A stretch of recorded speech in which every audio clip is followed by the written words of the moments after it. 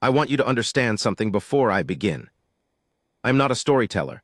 I'm not the kind of soldier who sits around fires and makes things sound beautiful. I have 3 cracked rib plates that never healed right. I have a left eye that still drifts when I'm tired. I have nights, and I think every soldier in this garrison knows what I mean when I say nights, where I don't sleep.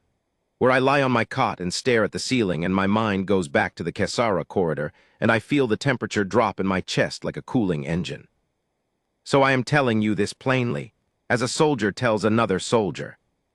Because someone needs to. Because I have heard in the last 3 cycles the way my comrades talk about the humans, around the mess tables, in the recovery wards. Even the officers quietly when they think the doors are sealed. I have heard the laughter, the dismissals, the jokes about their soft skin and their short lives and their ridiculous little planet with its ridiculous single moon. And I want those people to hear this. Every word. Part 1 before. Let me take you back. Cycle 44, late in the expansion campaign. Our unit, the 83rd Dorathi Strike Column, had been pushing through the Kesara corridor for 11 consecutive rotations. The corridor is a navigational channel, about 40 light minutes wide at its narrowest, flanked on both sides by dense debris fields from the Kesara collapsed 3 centuries ago. You cannot go around it, not if you want to reach the outer reaches in any meaningful time frame. The debris fields will chew your hull apart, so everyone goes through the corridor, both sides, which makes it, as our column commander Rithka Dalv put it on the 5th rotation, the most expensive stretch of empty space in this entire war. She wasn't wrong. Our column was 12 ships, standard hegemony formation, 3 forward assault vessels, 6 mid-range support craft, 2 heavy carriers, and 1 command ship. We were moving in full combat posture because the Syndicate, our enemy at the time, before the treaty, before everything, had been using the corridor as an ambush ground for 2 full cycles. I was stationed on the 3rd forward assault vessel, the Dorvan. My unit, Claw 4, was responsible for hull defense and boarding repulsion. 43 soldiers, good soldiers. I had served with most of them for years. I want to tell you about them, not all of them, just 2. Sergeant Clawmetha Walrus. She was from the coastal provinces of Dorathi Prime, and she collected small stones from every planet we visited. She had a pouch she kept on her belt, always, and if you asked her, she would open it and show you the stones one by one and tell you exactly where each came from, what the light looked like on that world, whether the air smelled like anything. I never once saw her throw a stone away. And Cadet Ifer Neenball. He was young. He was very young. It was his first full campaign. He laughed too loudly at things that weren't that funny because he was nervous and he hadn't figured out yet how to manage it. He kept a photo of his clutch siblings tucked inside his helmet lining, and on rest cycles he would take it out and look at it and not say anything, and we all pretended not to notice.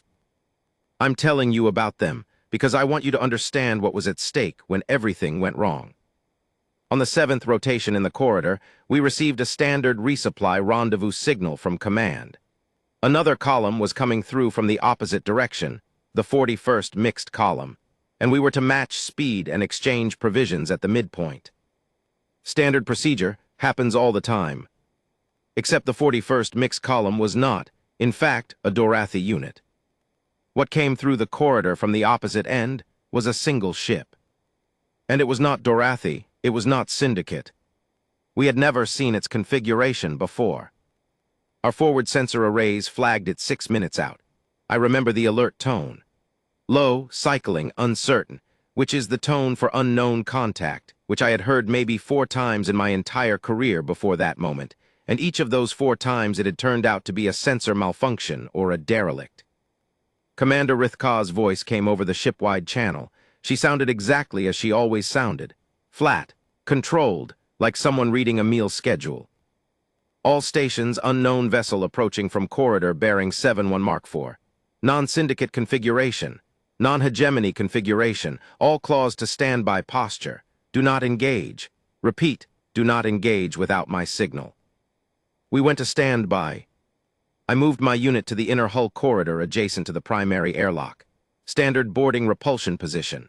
43 soldiers, armor locked, weapons at rest but charged. Metha was on my right.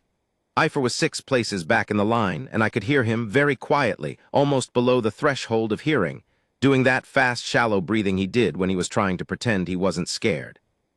I didn't say anything to him. You don't. You let a soldier find their own level. The unknown ship decelerated.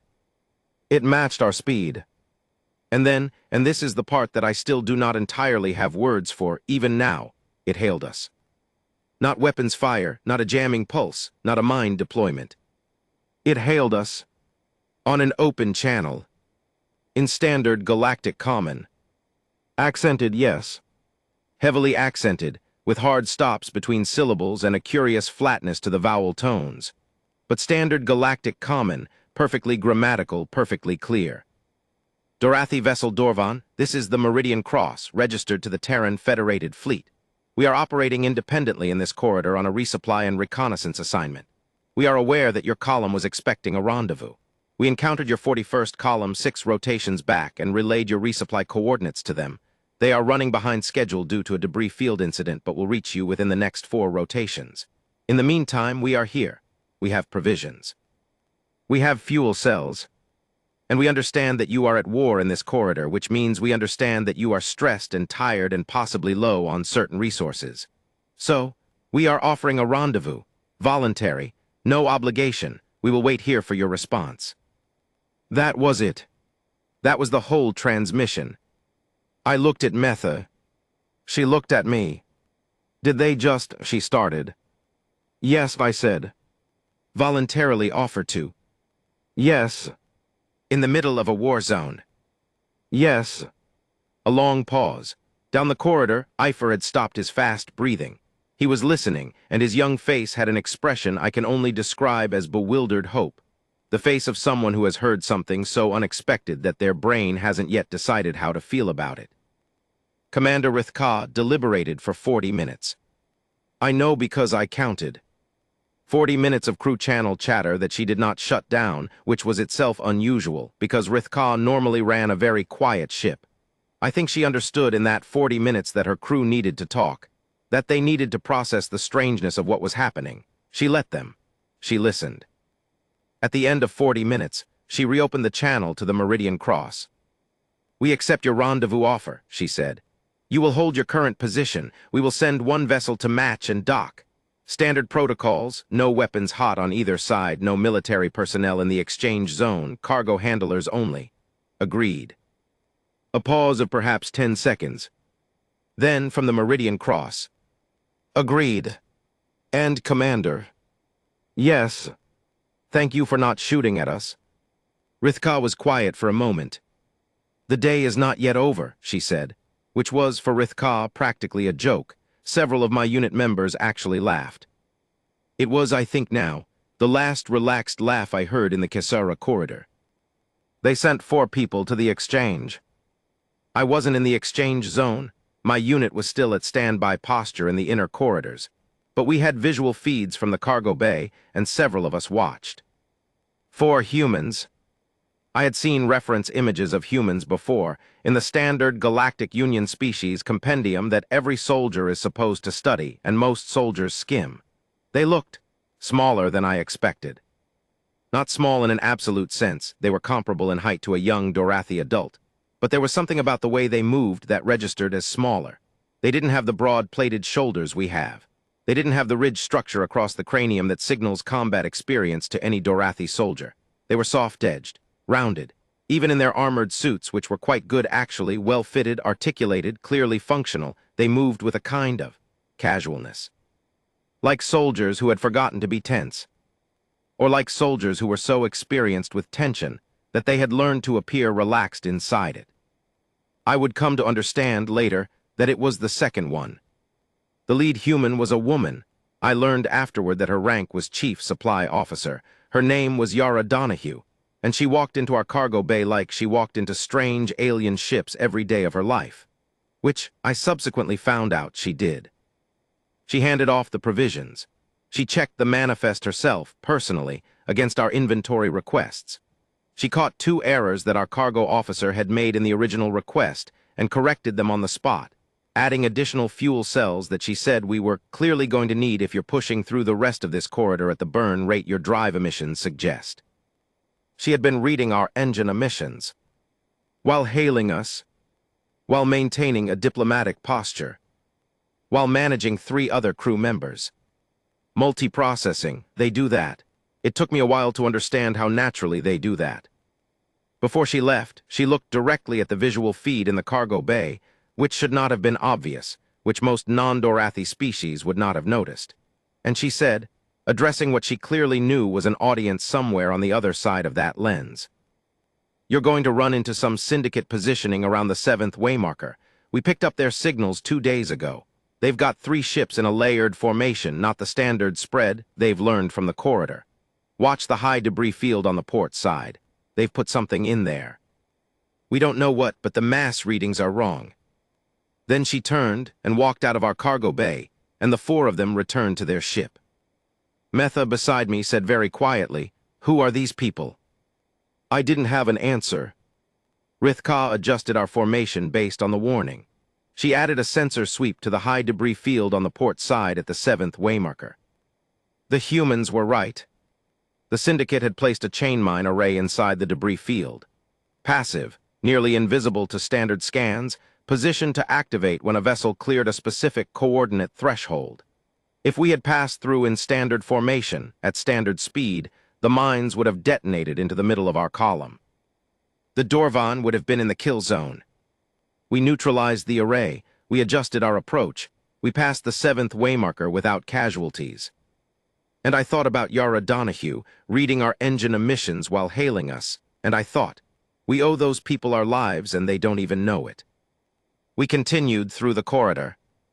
4 more rotations. Tense. A brief engagement near the 9th waymarker where we lost one of our support craft, not to the mines, to a direct Syndicate ambush, and 17 crew members with it. That was a bad rotation. That was a rotation where the mess hall was very quiet and nobody ate much, and Eifer took out his photo of his clutch siblings and held it for a long time. On the 11th rotation, we received another transmission. Not from the Meridian Cross, we had assumed they were long gone past us onto whatever mission they were running, but from a frequency we had not seen before, short, tight beam, encrypted in hegemony standard code which they should not have known. They had learned our encryption standard in 4 rotations. The message said, "Threx Vale Corridon, 4th Claw, we've been running parallel to you in the debris field. You took damage at the 9th marker, we saw it. We have a medical officer who can help if you need. Signal us." I stared at that message for a long time. I showed it to Metha. She stared at it for a long time. "They've been in the debris field," she said finally, "for 4 rotations." "Yes. In that ship. In the debris field." "Yes. That's Threx, that's. Do you know what the debris density is in that field?" I knew, we all knew. The debris field that flanked the corridor was the reason the corridor existed. The field chewed ships apart. Even our assault vessels didn't go into it. You needed very specific hull reinforcement and very specific navigation protocols to survive in there for any length of time. The Meridian Cross had spent 4 rotations in it. Watching over us, without being asked, without announcing themselves.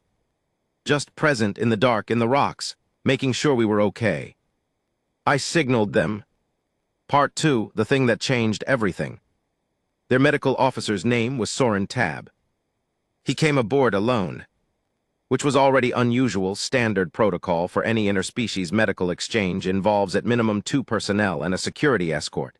He came with a medical kit that was both familiar and strange. I could identify the function of most of the instruments, but the design was very different from anything I had seen. Compact, purposeful, every tool had a use, nothing was decorative. He was a shorter human, built wide in the shoulders in a way that most humans apparently are not, with a shaved head and hands that were extremely still. Surgeon's hands, the kind that don't tremble regardless of what the rest of the body is doing. He assessed our wounded in 40 minutes. We had 11 soldiers, with injuries ranging from minor to severe. 3 of them had been in line for evacuation medevac at the next rendezvous point because our own medical team had assessed them as beyond field stabilization. 2 of those 3 were stable after Soren Tab worked on them for 90 minutes. The third, a soldier named Kevan Wull, who had taken a hull fragmentation strike to the lower thorax, he worked on for 4 hours. 4 hours of surgery in a field medical bay that wasn't designed for the procedure he was performing. adapting his instruments and his techniques in real time to Dorathi physiology that he had clearly studied, but could not possibly have fully understood. Kevin Wull lived. He is, to my knowledge, alive today, running a small farming operation on the outskirts of Dorathi Prime's second continent. He has a family. He was 27 years old when Soren Tab spent 4 hours keeping him alive in a corridor war zone. When Tab finished, this is the part that I keep coming back to, that I keep thinking about when the nights get long. When he finished, he cleaned his instruments. Methodically. Everyone. Put them back in his kit in the exact order he had taken them out. Then he sat down on a supply crate in the corner of the medical bay, and he was very still for a while, not sleeping, not talking, just sitting. I was there. I was the senior officer on ship at the time. Rithka was managing the column from the command bridge, so I was there. I asked him if he needed anything. He looked up at me. He had, I noticed then, very dark circles under his eyes. The kind that humans get when they have not slept.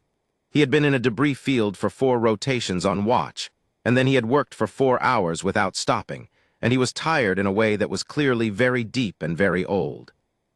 He said, "Do you have anything that tastes like coffee? Doesn't have to be coffee, just something that tastes like it's trying to be." I had no idea what coffee was. I told a supply officer to bring him whatever we had that was warm and had a strong flavor. They brought him a cup of Reth, which is a dark Dorathi beverage that most non-Dorathi species cannot tolerate because of the alkaloid content. He drank the whole cup. He didn't complain. He sat there with his strange human hands wrapped around that cup, and he said, without looking up, "Is your unit okay?" All of them. I said, "We lost one at the 9th marker, a cadet, Eifer Nienball." Tab was quiet. Then, "How old?" 19 standard cycles. Another quiet. "I'm sorry," he said. "And the thing is, I have had many, many soldiers express condolences over the years. It is part of military culture. You say the words because the words are the shape of the feeling, and the words matter even when the feeling is complicated. I know this." But something about the way Soren Tab said it, quietly, with his eyes on the cup, not performing it for anyone, not saying it because protocol required it. Something about it made the grief move differently in my chest.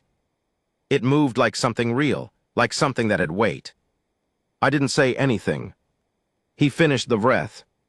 He stood up, picked up his kit, and said, "I'll come back tomorrow to check on the 3 critical cases, if that's acceptable."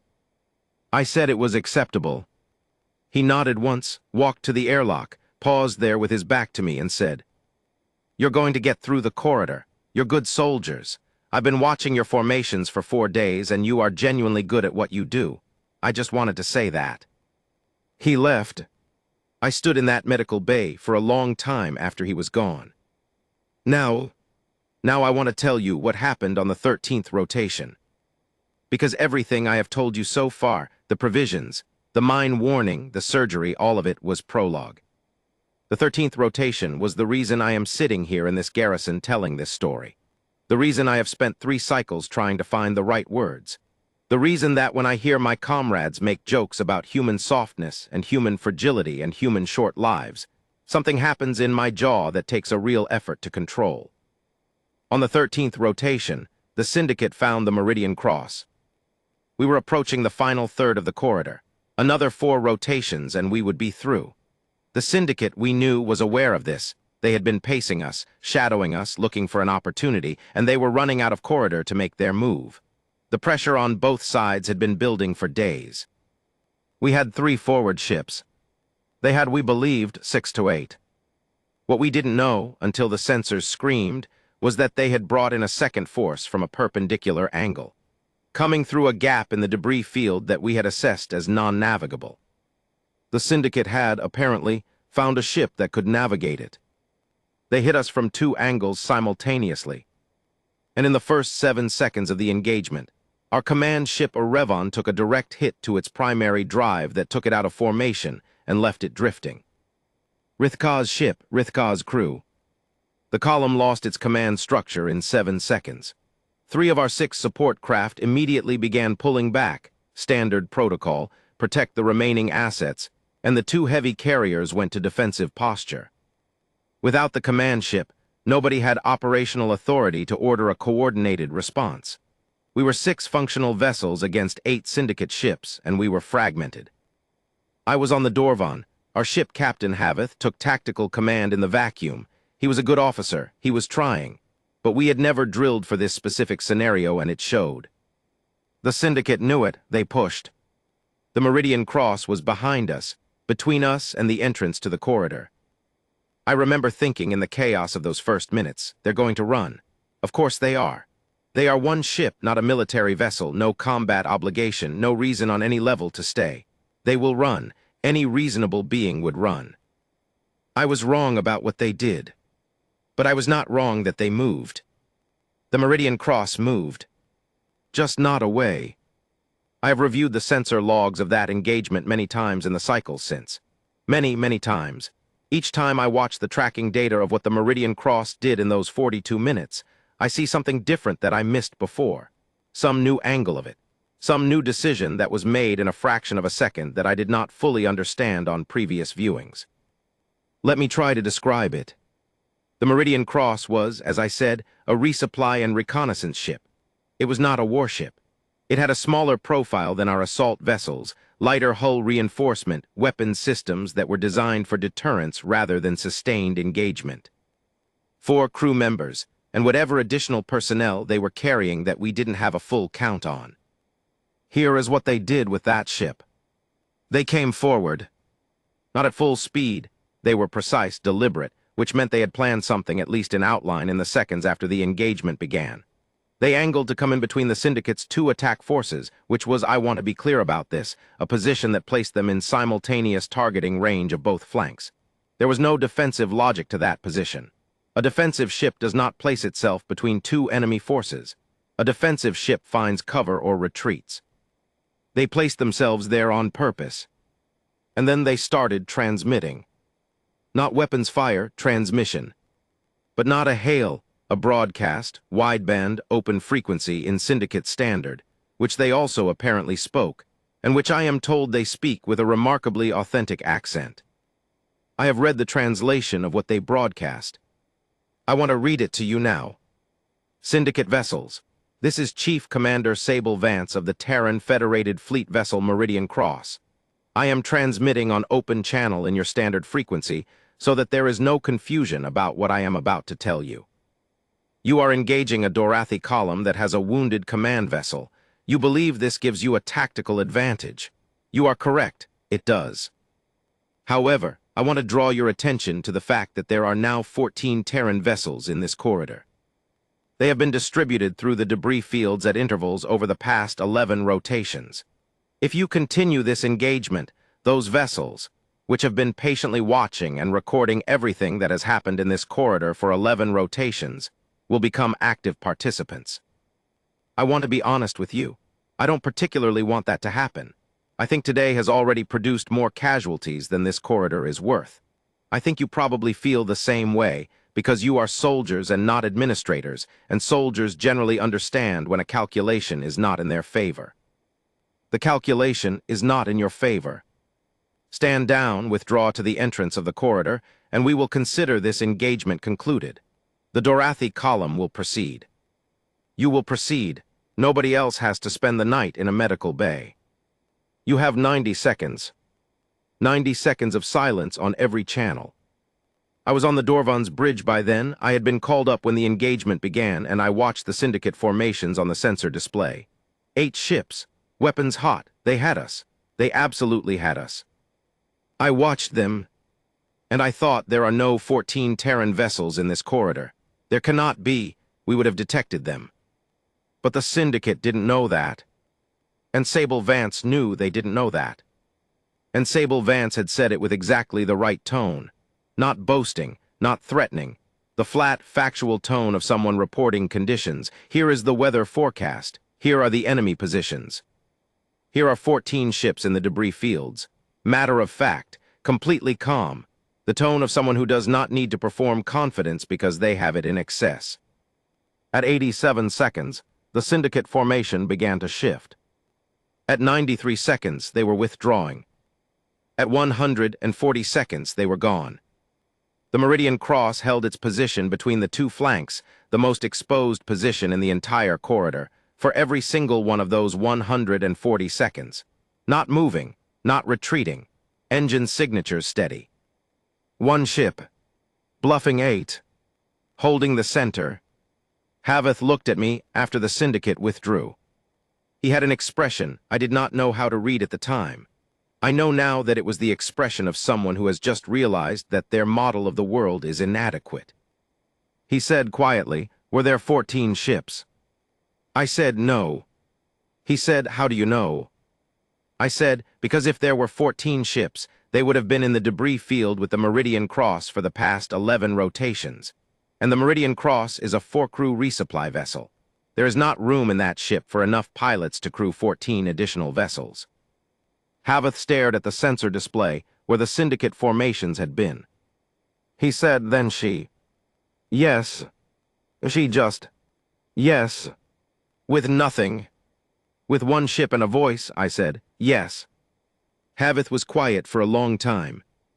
Then he said, invite them aboard, all of them. I want to feed them, whatever they want, anything we have. There were, in the end, 6 humans on the Meridian Cross.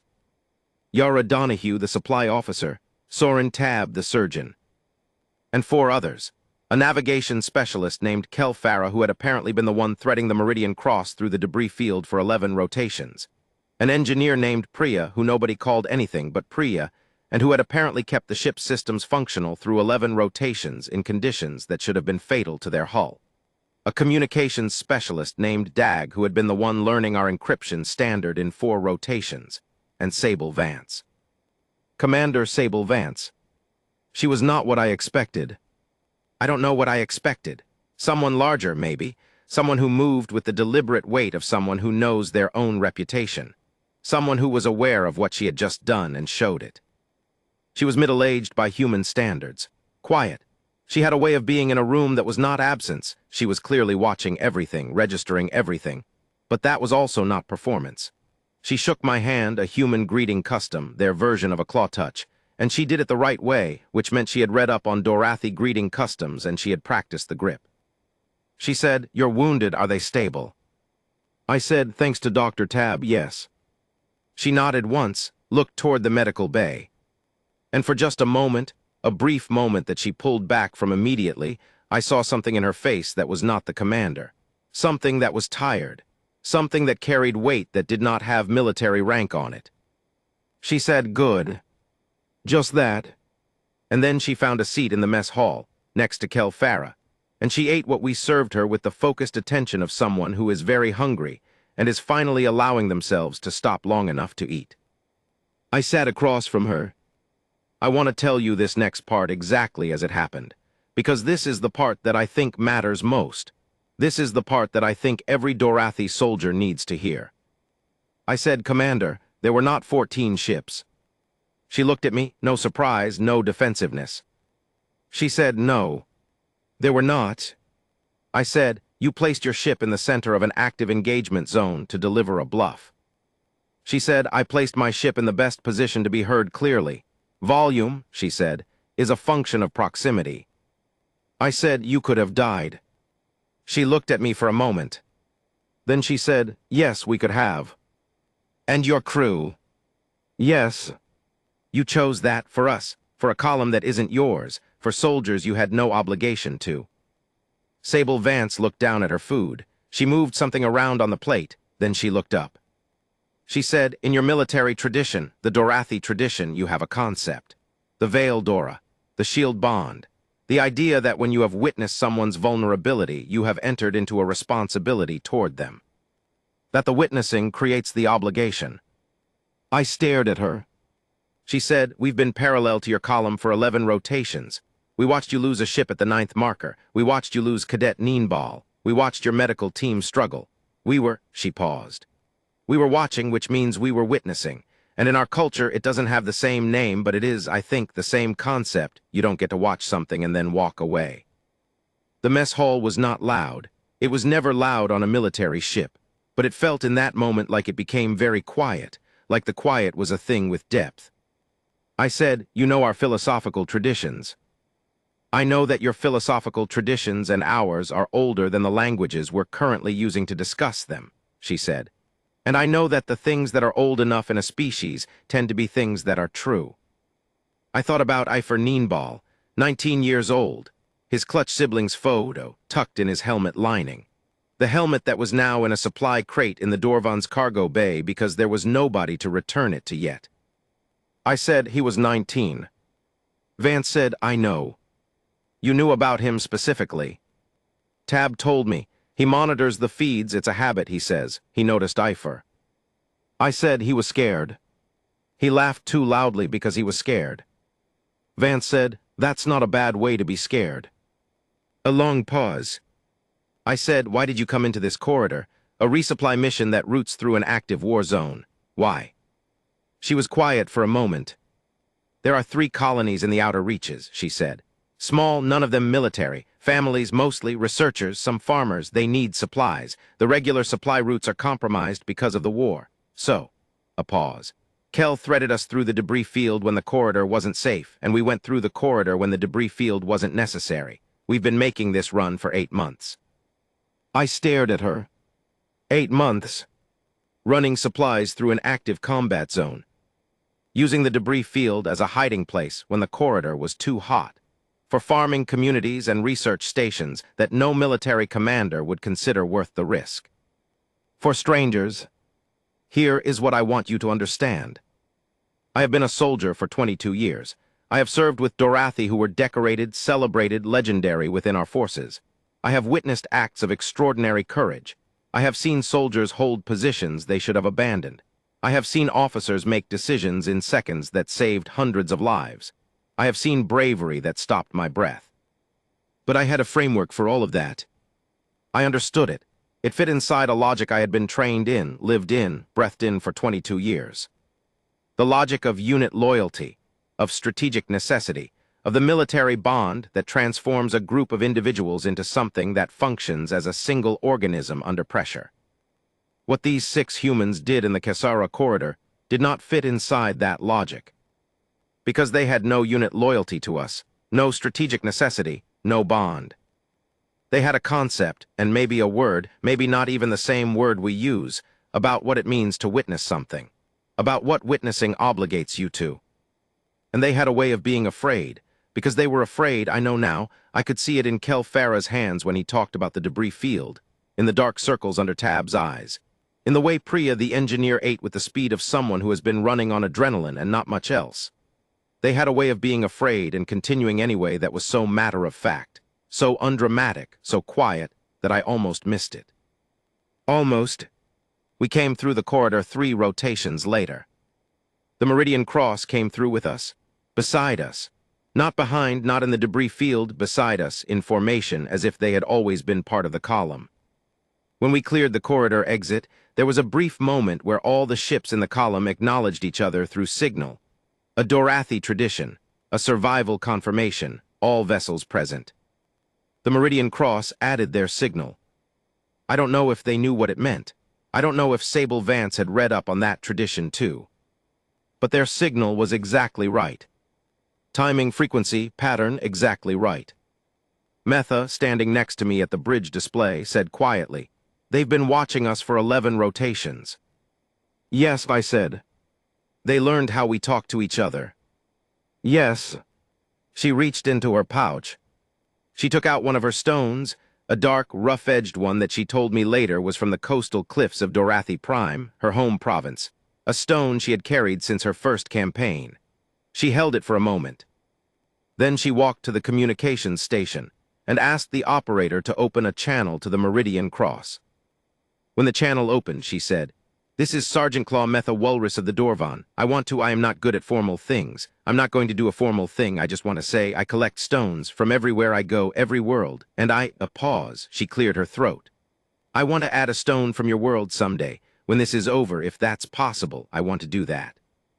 A pause on the other end. Then Sable Vance's voice. "We have a lot of different kinds of stone. You'd have options." Metha laughed. It was a real laugh. Not the mess hall kind, not the relieved we're alive kind.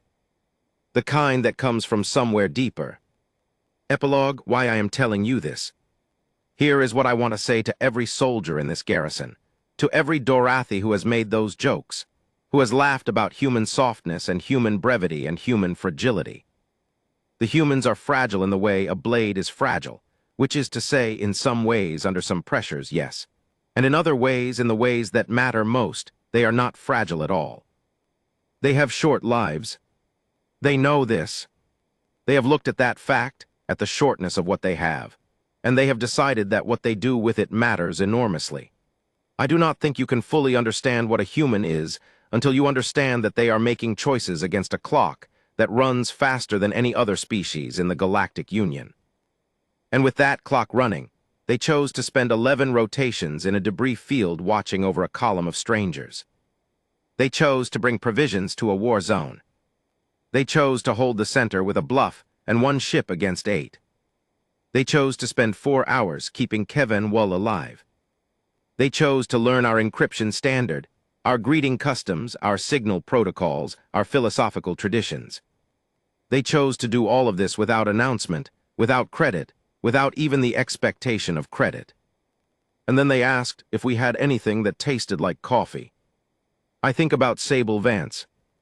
I think about what it must be like to be that kind of commander, to carry that kind of responsibility, to look at 6 people and know that every decision you make, you are making with them, with their lives, with their short, brief, extraordinary lives. I think she carries it the way a stone is carried, heavy, warm, close to the body, the way Metha carries her stones. I don't know where the Meridian Cross is now. I know they made it to the outer reaches. I know the farming communities and research stations got their supplies. I know that somewhere in the outer reaches, there are families who don't know that 6 people ran a debris field and a bluff and a 4-hour surgery to keep their supply lines open. They don't know, and those 6 people don't need them to know. That's not the point of it. It never was.